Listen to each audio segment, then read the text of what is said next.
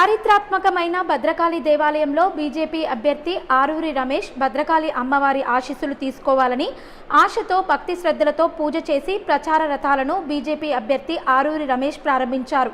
ఈ కార్యక్రమంలో హన్మకొండ అధ్యక్షురాలు అయిన రావు పద్మ, బీజేపీ రాష్ట్ర నాయకులు మాజీ ఎమ్మెల్యే ధర్మారావు, మాజీ ఎంపీ చాడ సురేష్ రెడ్డి, వరంగల్ మాజీ అధ్యక్షుడు కొండేటి శ్రీధర్ తదితరులు పాల్గొన్నారు.